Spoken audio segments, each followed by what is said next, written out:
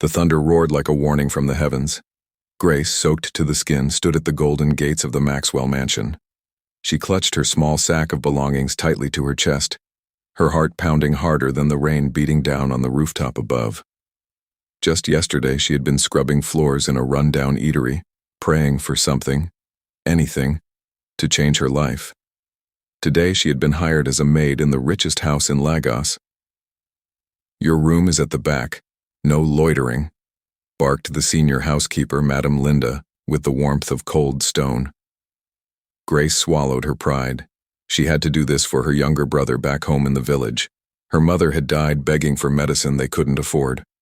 Life had never been fair, but she was determined not to die poor.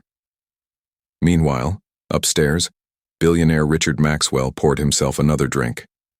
Despite his wealth, loneliness followed him like a curse. He had buried love after his fiancée left him for his best friend.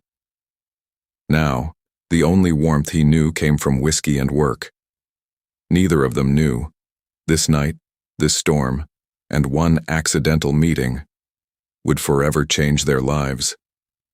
The wind howled through the long marble corridors as Grace tiptoed past the grand staircase, carrying a tray of hot tea. Madame Linda had barked at her to serve Mr. Maxwell in his private study. "Knock once, leave the tray, and don't say a word," she warned. "He doesn't like to be disturbed." Grace had never even seen Richard up close before. The billionaire was a ghost in his own home, only glimpsed through rumors whispered by the kitchen staff. Ruthless, broken, untouchable. She gently knocked and waited. "Come in," his voice growled from behind the heavy mahogany door. The room smelled of leather, old books, and liquor. Richard sat behind his massive desk, shirt half unbuttoned, eyes red from yet another drink. He barely looked up. "Just leave it there," he muttered. But as she turned to go, her foot caught the rug and she stumbled, the tea tray clattering to the floor. His head snapped up. Their eyes met. For a second, everything froze. Grace's heart pounded in her chest like a warning drum. "I'm so sorry, sir," she stammered. But Richard didn't shout. He didn't scold. Instead, he stared at her, as if seeing a ghost, or maybe a memory. The silence between them was loud and dangerous. "Sit," he said suddenly. "Tell me your name." She hesitated. "Grace, sir." "Grace," he repeated softly, like it meant something. And that was the beginning of a night neither of them planned, a night that would haunt both of them for years to come. Grace sat on the edge of the velvet chair, hands trembling in her lap. The room was dim, lit only by the flicker of the fire and the bottle half empty on Richard's desk. She felt his gaze heavy on her, but it wasn't filled with desire. It was loneliness, raw and unfiltered. "I didn't mean to drop the tray," she murmured. He waved it off. "I've broken far worse." There was a long pause. "What's a girl like you doing working here?" he asked suddenly. Grace hesitated. "Trying to survive, sir." Her answer hit something in him. Richard poured another drink but didn't lift it to his lips. Instead, he passed her the glass. She refused. "I don't drink." He chuckled bitterly. "Smart." Another silence. And then it happened. An unexpected, fragile conversation between two broken people. She spoke of the village, her brother, her lost mother. He listened, really listened, for the first time in years. And as the storm outside roared louder, so did the storm inside them. One moment of eye contact turned into a touch. One innocent touch became an embrace, and one embrace melted into a night that neither of them fully understood, nor could undo. By morning, Grace awoke alone in a cold bed. No note, no goodbye, just silence and shame. She left the room quietly, returning to her quarters with tears in her eyes and a secret burning inside her heart. Little did she know that night would plant a seed that would grow into a truth too powerful to hide. Weeks passed. The mansion resumed its rhythm. Servants whispering, Mr. Maxwell buried in meetings, and Grace trying to forget a night she never meant to remember. But something was wrong. She was always tired. The smell of stew made her nauseous. Her uniform felt tighter around the waist. At first, she brushed it off. Stress, she thought. Maybe she was just homesick. But then her monthly visitor didn't come. Her heart sank. Grace stood in the tiny maid's bathroom, staring at the pregnancy test she had bought secretly from a roadside chemist. She had waited until dark, too afraid to be seen. And now, in the silence of her fear, the two red lines stared back at her like a curse. Pregnant. Her knees buckled. She collapsed to the floor, clutching her stomach. No. No. Please, God, not now. She couldn't breathe. How would she explain this? How could she raise a child alone? And in the house of the man who fathered it? Who didn't even remember? Grace considered going to Richard, telling him the truth. But what would she say? Sir, I'm carrying your child from a night you forgot? He would laugh. Or worse, fire her. The world suddenly felt too heavy for her small shoulders. But something inside her, stronger than fear, began to whisper. You can't give up. You have to protect this child. No one else will. From that moment, Grace made a choice. She would keep the baby, but she would not tell a soul. Not yet. Because the truth could destroy everything. Grace moved through the mansion like a ghost, silent, careful, avoiding Richard's gaze and Madame Linda's suspicion. She wore loose clothes and ate alone in the servant quarters. Every morning, she fought off nausea. Every night, she whispered prayers into her pillow. She was 5 weeks pregnant. No one knew, not yet. But secrets in a house this rich don't stay hidden for long. One afternoon, while scrubbing the bathroom tiles in Richard's wing, she heard voices approaching. She froze. It was Richard, and a woman's voice. Come on, Rich. How long will you mourn her? The woman purred. Grace peeked through the slightly open door. A tall woman in heels and red lipstick clung to his arm. Richard looked stiff, disinterested, but didn't pull away. That night you called me drunk, the woman continued. I thought you were finally ready to move on. I made a mistake. Richard snapped, pulling away. I don't even remember it. Grace's heart stopped. Was he talking about her? Her fingers gripped the mop tightly. She wanted to cry, scream, or disappear, but she did none of those things. Instead, she stood up, wiped her hands, and walked back to her room with her head down. That night, she wrote a letter to her brother in the village. Dear Samuel, I'm okay, just tired. I miss home, but I can't come back yet. I have a new reason to fight now. I'll tell you soon. Please pray for me. Grace folded the letter with tears in her eyes. She was alone, but not weak. And no matter what, she would protect her baby, even if it meant living in the same house. As the man who didn't remember her, Grace had become a shadow in the Maxwell mansion, always around but never seen. She cleaned in silence, served meals swiftly, and vanished before questions could be asked. But even shadows leave traces. And Grace's growing belly was starting to whisper what her lips refused to say. It began with small murmurs in the kitchen. I swear she looks pale these days, one cook whispered. She eats double, but barely speaks, another added. Then one morning, Madame Linda called her aside. You're walking slower, girl. Are you hiding something? She demanded, her sharp eyes scanning Grace like a hawk. Grace shook her head, her voice steady. No, Ma, just tired. Linda's eyes narrowed, but let it go, for now. That afternoon, Richard returned early from a business trip. He walked through the hallway and by sheer chance caught a glimpse of Grace carrying laundry up the stairs. She didn't see him, but he paused. Something about her posture, the softness in her features, the slight roundness beneath her apron, made him stare longer than he intended. He brushed it off. He had bigger things to worry about. A new real estate project was falling apart, and a nosy journalist was sniffing around his past. Still, as he entered his study, something about Grace lingered in his mind like perfume in the wind. That night, Grace held her belly and whispered softly to the life growing inside her. I won't let them take you from me, even if this house turns against me, even if he never remembers. I will never abandon you. But secrets have a life of their own, and soon, this one would begin to breathe on its own. Grace woke up to a sharp pain in her lower stomach, a twisting, burning ache that made her cry out softly in the dark. She clutched her belly, her face covered in sweat. Something was wrong, terribly wrong.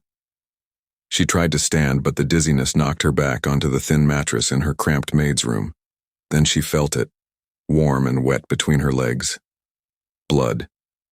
Her breath caught in her throat. No. No, please. She fumbled for her phone but realized it had no battery. She had no one to call, no one to trust. Panic flooded her body as she stumbled out into the hallway, barely holding herself up. As she reached the main stairwell, she collapsed with a cry. That sound, the sound of desperation, echoed through the grand mansion. Richard, working late in his study, heard it. He rushed out and saw her, crumpled at the bottom of the staircase, blood on her dress, eyes full of terror. Grace! He yelled, running to her side. She looked up at him, tears streaming down her face. Help me. Please. My baby. Everything else blurred. Richard scooped her into his arms and shouted for a driver. To the hospital, now! No one asked questions. No one had time to. As the car sped through the empty streets of Lagos, Grace drifted in and out of consciousness. Richard held her hand, confused, terrified, and deeply shaken. He didn't understand what was happening, but something in his soul whispered, this woman matters, and this night will change everything. At the hospital, as the nurses rushed her inside, Richard stood frozen. He still didn't know, but soon he would. The hospital smelled like antiseptic and worry. Richard sat in the waiting area, pacing like a lion in a cage. It was almost dawn. His phone buzzed repeatedly, calls from his assistant, emails piling up, but none of that mattered now. All he could see was Grace's face, pale and trembling, whispering the word baby. A nurse finally approached. Mr. Maxwell? He turned sharply. Is she okay? She's stable. The bleeding has stopped. She was dehydrated and stressed. We've moved her to a private room, but... The nurse hesitated. But what? He demanded. She's 12 weeks pregnant. Richard's world froze. Pregnant. He felt as if the floor had given way beneath him. His mind reeled back to that night. The rain, the tea, her soft eyes, the whiskey. He barely remembered the details. Could it really be? He pushed open the door to her hospital room. Grace lay there, weak but awake, her eyes heavy with shame. He stood by the door, unsure, then walked in slowly. Why didn't you tell me? She didn't speak at first. Then her voice came, soft and wounded. Because you didn't remember. And I couldn't risk everything. Not after how hard I've worked just to survive. Grace, he said, his voice trembling. Is it mine? She looked him straight in the eye. Yes. Silence. He sat in the chair beside her, hands clenched. Why would you hide this? Because people like you don't take responsibility for mistakes, and girls like me are the ones left to suffer. Her words pierced deeper than she knew. Richard looked at her again, not as a maid, not as a mistake, but as a woman carrying his child. A child he never expected, a child he didn't plan for, but maybe a child he needed. The air between them was heavy, full of questions that had no easy answers. Grace lay quietly, her hands resting protectively on her belly, while Richard sat in stunned silence, his thoughts racing. He had never imagined fatherhood, not after all the betrayal and heartache he'd endured. His heart had been locked away for years, yet here it was, crashing into his life like a storm. I'm not asking you for anything. Grace finally whispered. Not money, not support. I just want to keep my child in peace. Richard looked up. You think I would abandon you? She didn't answer, but her silence said enough. He rubbed his hands together nervously. Grace, I may not remember everything from that night, but I know you didn't ask for this, and neither did I. But the child is here. Real. And it's mine. She turned away, eyes misty. I don't want pity, she murmured.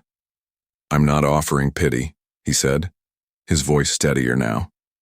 I'm offering a way forward for you, for the baby. I'll take care of everything. A house. Support. Safety. Grace frowned. As what? Your charity case? Your hidden mistake? No, he said, his voice low. As the mother of my child. She looked at him, searching his face. For the first time she saw the vulnerability behind his billionaire armor. Then, his next words came softly, but with weight. Grace, would you consider moving in with me? Not as a maid, but as someone who matters. Her breath caught. It wasn't a romantic proposal. Not yet.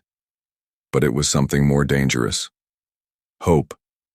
And hope, when mixed with power, secrets, and guilt, can change everything. 1 week later, Grace stepped out of the hospital into a different world. A black SUV waited at the curb. A driver in uniform opened the door. Richard stood beside it, his usual sharp suit replaced by something more casual, softer. He looked at her, not like a boss, but like a man uncertain of the next step. Grace clutched her small hospital bag, her eyes flickering with anxiety. Everything felt unreal. She wasn't returning to the servants' quarters. She was being moved into his home, not just his mansion, but his private wing. Her room now had white curtains, a queen-sized bed, and a view of the ocean.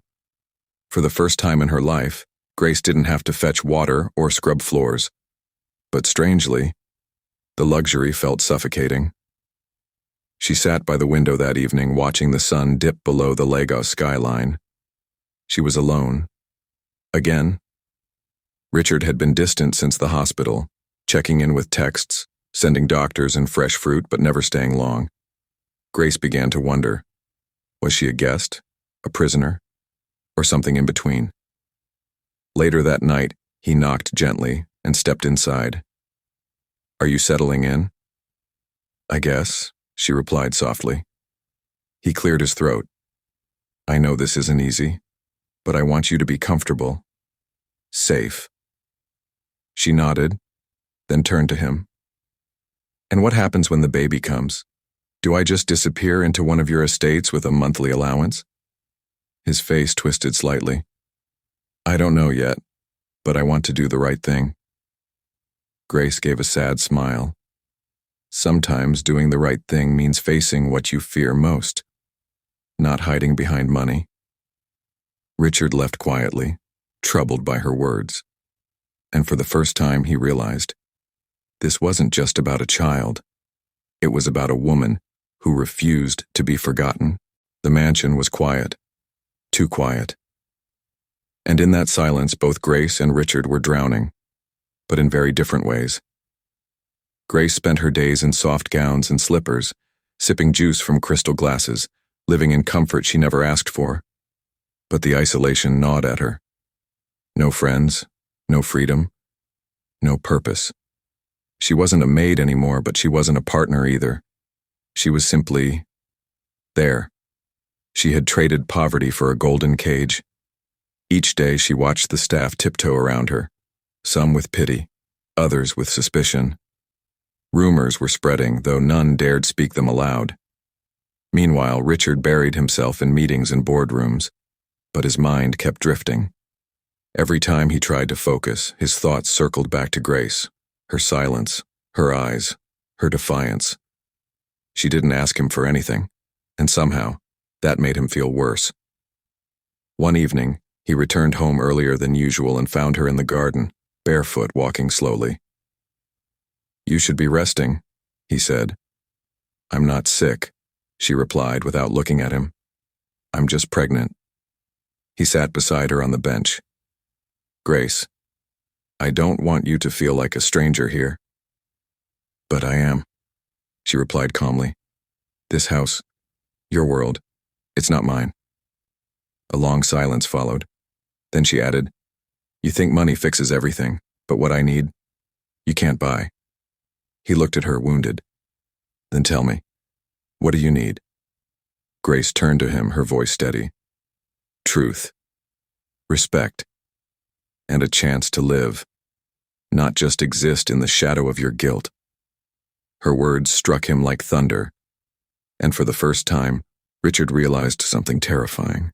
She wasn't just carrying his child, she was awakening his soul. The next morning, Richard sat alone at the dining table, staring at his untouched coffee. His empire was thriving, deals were closing, the world saw him as powerful. But inside, he was shaken. Grace's words echoed in his mind like thunder. I don't want to live in the shadow of your guilt. She wasn't wrong. He had built walls around himself for years. Cold walls, safe walls. But Grace was different, not because she was pregnant with his child, but because she wasn't afraid to confront him. She was the first person in years who spoke to him like a man, not a billionaire. Later that afternoon, he knocked on her door. Can we talk? He asked softly. Grace was brushing her hair by the window. About what? He stepped inside. About you, about us. I've been thinking. Maybe you should go back to school, or start something of your own, if you want. She turned, surprised. Why? Because you shouldn't lose yourself just because you're having my child, he said, and because I want to do more than just provide. I want to support you, your dreams, your growth, whatever you decide. Grace's eyes searched his face. Do you mean that? Or is this another way of clearing your conscience? I mean it, he said firmly. Not because I have to, but because I want to. There was a long pause. Then, for the first time in weeks, she smiled. It was small, but it was real. That night she joined him at dinner. They didn't talk about the baby. They talked about books, her brother Samuel, and the village she missed. Richard listened, laughed even, and for a brief moment, it felt like more than obligation. It felt like something beginning. For the first time since moving into Richard's wing, Grace felt like she could breathe again. She began walking in the gardens every morning, writing in her notebook, and calling Samuel back in the village. Even Richard seemed lighter, warmer, present. But peace in a billionaire's world is never permanent. One Thursday afternoon, while Grace was napping, Richard received a call from his publicist. Richard, we have a problem. He sighed. What now? There's a journalist digging into your private life. Rumor has it they're looking into your former housemaids. Someone tipped them off, anonymously. His chest tightened. What exactly do they know? Not much yet. But if this story breaks with the wrong spin, Grace, the baby, all of it could go public before you're ready. Richard cursed under his breath. He had spent his life controlling the narrative, always one step ahead of tabloids, rivals, and scandals. But this was delicate. Grace wasn't just some woman in his past. She was part of his future now. Meanwhile, Grace woke up from her nap to find two strangers knocking at the gate. Journalists.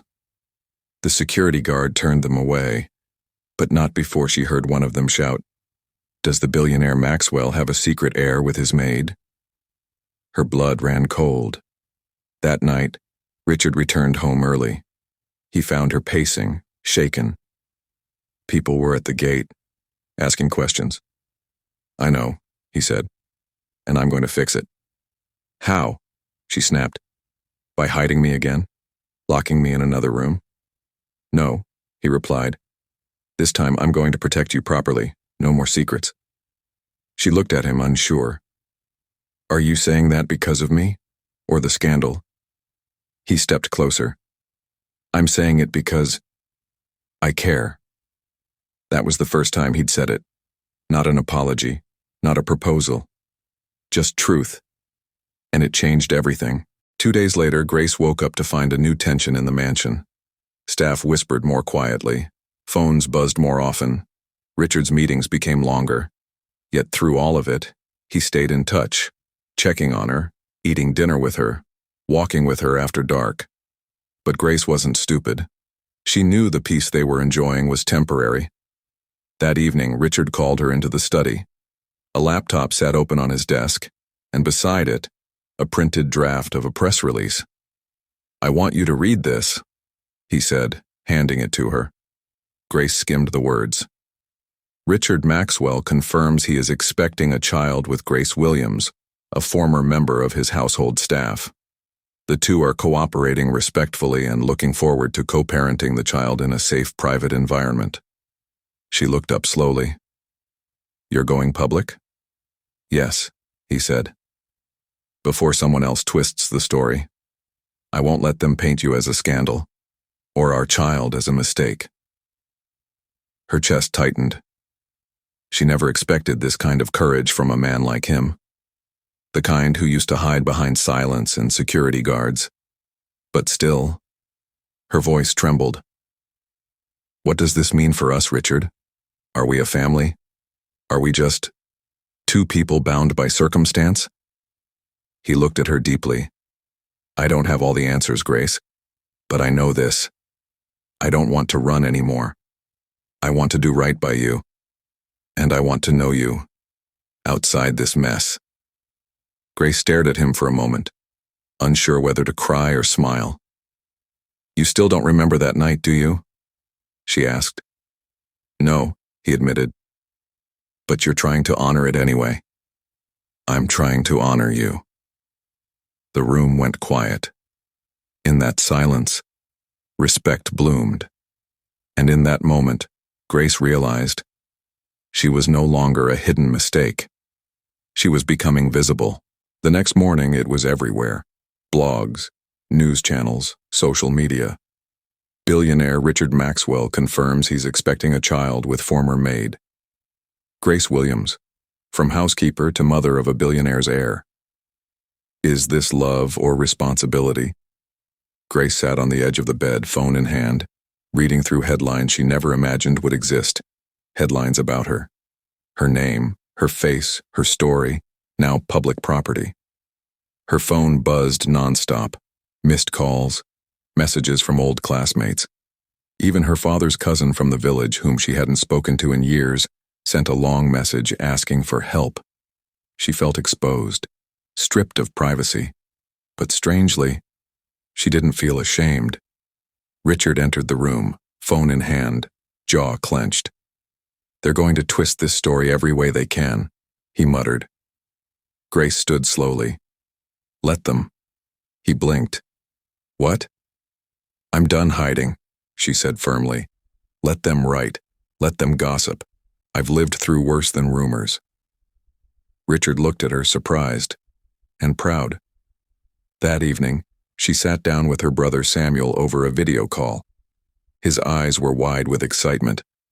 "You're famous," he grinned. "I didn't ask for that." Grace smiled softly. "But you've always been brave," Samuel said. "This just proves it." When the call ended, Richard returned with a surprise, a beautifully wrapped box. Grace opened it to find baby clothes, tiny shoes, and a photo album titled, "Our Beginning." Her heart swelled. She looked at him, tears rising. "You did this?" "I wanted you to know," Richard said, stepping closer, "that this child is not just a responsibility. He or she is a blessing, and so are you." She didn't reply. She didn't need to. Her silence was full of warmth, of forgiveness, and maybe the beginning of love. As the dust settled from the media storm, life inside the mansion took on a new rhythm. Grace was no longer just the girl who worked here. She was now seen, acknowledged, respected, not just by the staff, but by the world outside, and most unexpectedly, by Richard. She started attending prenatal classes in private clinics, chauffeured in bulletproof SUVs. Her nutrition was managed by a private chef. She had everything, except clarity. What was this between them? Some nights, Richard joined her in the sitting room and they talked about their childhoods, their dreams. Other nights, they fell back into silence, not out of anger, but out of confusion. One evening, she stood at the garden terrace, watching the moon reflect on the water fountain. Richard walked up behind her, hands in his pockets. "You've changed," he said quietly. She turned. "Into who?" "Into someone I can't stop thinking about." His words made her heart stutter, not from surprise, but from fear. Love had always been dangerous ground for her. She had grown up watching her mother suffer in silence, abandoned by a man who never stayed. She never dreamed a billionaire could be different. "Richard," she said cautiously, "don't fall for me because of guilt or responsibility. I don't want to be anyone's regret." He stepped closer. "Then what do you want?" She paused. "I want to be chosen, not pitied. I want to be loved, without shame." Richard looked her in the eyes. "Grace, you are not a mistake. You are the only real thing I've known in years." And for the first time since it all began, Grace let herself lean into him, her head gently resting on his chest, her fears still lingering, but her heart beginning to trust. In that quiet embrace, something broke. Not them, but the walls between them. Just as Grace began to let her guard down, life reminded her that peace doesn't last forever, not when your name is tied to a billionaire. It started with a letter, an elegant white envelope, no return address, left at the gate. The head of security handed it to Richard, thinking it was another fan letter. But when Richard opened it, his entire face changed. He stormed into his office and slammed the door shut. Grace, sitting in the lounge, heard it and felt a knot twist in her stomach. Something was wrong. Moments later, he called her in. His face was pale.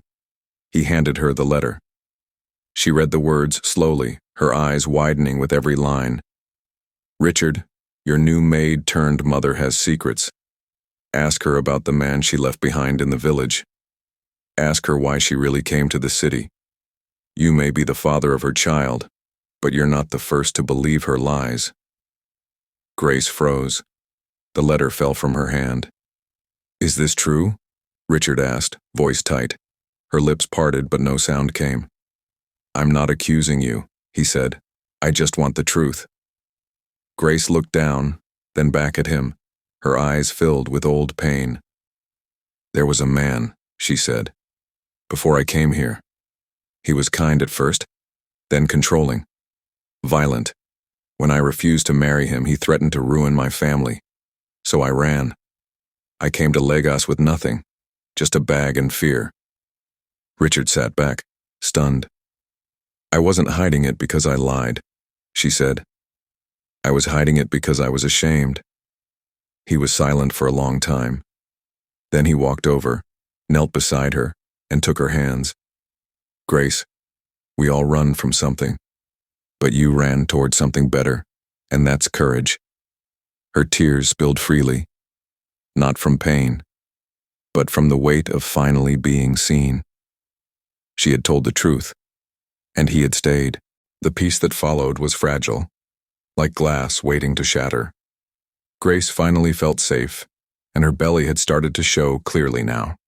Her cheeks were fuller, her steps slower, but her heart lighter. Richard was attentive, supportive, and for once not afraid of feeling. But some ghosts do not vanish easily. One afternoon, as Grace exited the prenatal clinic, a man stood by the gate. Tall, dark-skinned, scar under his left eye. She froze mid-step. It was Daniel, the man from the village, the one she ran from. Her heart began to race. Fear gripped her chest. He smiled, not kindly. "You think you can disappear, Grace?" he sneered. "You think sleeping with a rich man erases the past?" Her driver moved swiftly, stepping between them, but Grace shook her head. Let me speak. She turned to Daniel, her voice trembling but steady. You have no place in my life anymore. You lost that right the day you raised your hand against me. He laughed bitterly. You were nothing, Grace. I made you. You'll come crawling back when this billionaire gets tired of you. She stepped forward, stomach out, eyes blazing. You made fear, not me. And I'll never crawl again, not for you, not for anyone. A crowd began to form. Cameras clicked. The driver pulled her away, ushering her into the car as security rushed in. Back home, Richard was already on a call, furious. I want full background on Daniel Nwosu. Police reports, restraining orders. I want him out of this city. Grace watched him pace, her hand resting protectively on her stomach. I'm not afraid anymore, she whispered. Richard turned to her. You'll never have to be. Not while I'm alive. For the first time, it wasn't just words. It was protection. It was love. And it was time the past learned. Grace wasn't running anymore. The chaos faded. But the impact remained. Daniel was arrested the next morning for violating an old restraining order Grace had filed back in her village. Richard made sure he was charged properly, using every legal resource at his disposal. Grace watched it unfold quietly with a strange mix of relief and sadness. I never wanted revenge, she told Richard as they walked in the garden that evening. I just wanted freedom. And now you have it, he said, gently taking her hand. She looked up at him. Do I? He stopped walking. Grace, I know I've made mistakes, from that night to the silence after. But everything I've done since knowing the truth has been for you. Not because I'm guilty, but because I care. Deeply. She looked into his eyes, her heart pounding. So, what are we, Richard? He took a deep breath. We're two broken people who found something unexpected. We didn't plan this child. We didn't plan us. But life doesn't always ask for permission. He knelt on one knee. Grace gasped. I don't want to offer you a room in my mansion. I want to offer you my heart, my life. Will you marry me, Grace Williams? Tears spilled from her eyes, not from shock but from the truth she had tried to deny for so long. She nodded. Yes, Richard, I will. He stood and pulled her gently into his arms. The wind danced around them, and for a moment, the entire world faded. It wasn't the perfect love story, but it was real, born from pain, built on respect, and now, sealed by choice. In her heart, Grace whispered, from maid to mother, from forgotten to forever. The wedding wasn't grand, at least not in the billionaire sense. It wasn't held in a cathedral or a five-star hotel. Instead, Richard and Grace stood barefoot on the soft grass of his late mother's garden, the one she used to tend before her death. A small crowd of family and a few trusted friends surrounded them. Grace wore a simple white gown, her pregnant belly glowing beneath the fabric. She wasn't a billionaire's bride in gold, but a woman finally choosing her own happiness. Richard, in a cream-colored native agbada with golden embroidery, looked at her like she was his sunrise. The vows were soft, honest, emotional. I once saw you as just the maid in my house, Richard said, voice shaking. But now I see you as the light in my life, the mother of my child, and the woman who made me a better man. Grace blinked through tears. I didn't expect love. I didn't ask for wealth. I just wanted to survive. But now I get to live, fully, joyfully, because you saw the woman behind the uniform. They kissed, and the garden erupted in soft applause. That evening, Richard posted one photo on his private social media. From a one-night mistake to a lifetime miracle. Meet my wife, Grace Kingsley. The internet broke. Comments exploded. She was the maid? Real love still exists. Grace is the true Cinderella. The story went viral, not because of the money, but because of the message. Don't judge where someone starts. Their ending might shock you.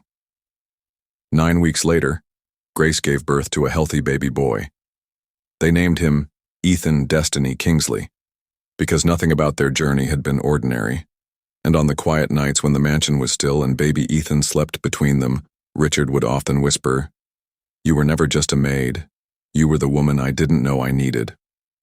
Grace would smile, kiss his forehead, and reply, "And you were the man I never dared dream of."